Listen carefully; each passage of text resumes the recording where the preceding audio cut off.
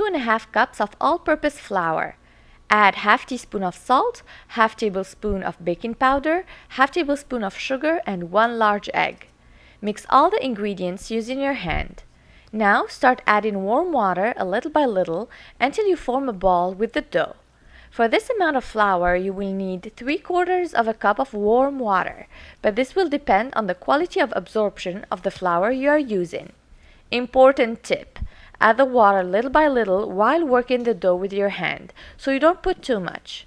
You need just enough water for the dough to form a ball. However, it won't be too moist and it should definitely not be sticky. If you put too much water, just add a little flour to balance it. Place the dough on your kitchen counter and knead it with the palms of your hands. The movements have to be fast and energetic. Knead the dough for around 5 minutes. You will notice that the dough will become moist, smooth, and elastic. Once the dough is ready, brush it with vegetable oil. Grasp a portion of the dough and using your thumb and index fingers, cut small dough balls that are a little bigger than the size of ping pong balls. From time to time, put vegetable oil on your hands to keep them well oiled while cutting the dough. Place the dough balls in a plate, cover them with foil or napkin, and let them rest for 15 minutes. After 15 minutes, the dough balls are ready to be shaped into squares, which is the traditional shape of msemmen. Brush your kitchen counter with vegetable oil. Take a dough ball and flatten it with the palm of your hand. Using your fingers, gently push the edges of the dough to expand it into a very thin disc of dough.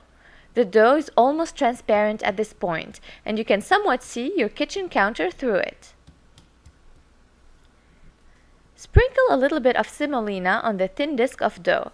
Fold the upper edge and lower edge of the dough towards the center on top of each other to create a long rectangle of dough.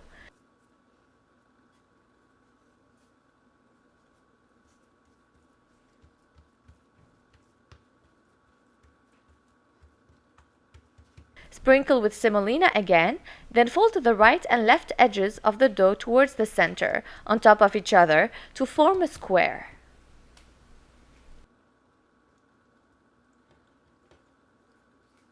Place the dough squares on a plate, cover them and let them rest for 15 minutes.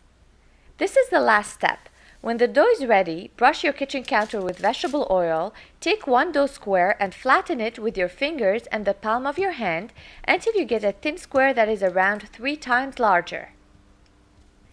To cook the msemmen, first heat your pan on high heat and once ready, drizzle some vegetable oil on it. Reduce the heat to medium-high and cook the msemmen on both sides for a few minutes each, turning over several times until each side has a golden brown color and the center of the msemmen is cooked. The msemmen may puff up while cooking, but will immediately become flat if you push it down with your hand. The cooked msemmen is chewy but should not taste raw. Once the msemmen is cooked, place it on paper towels to absorb excess oil. And that's it! Serve the msemmen immediately with honey, cheese, or any other toppings of your choice. Here is mine, served with honey and rolled the Moroccan way. Look how soft, chewy, and flaky it is. All I need now is my Moroccan mint tea.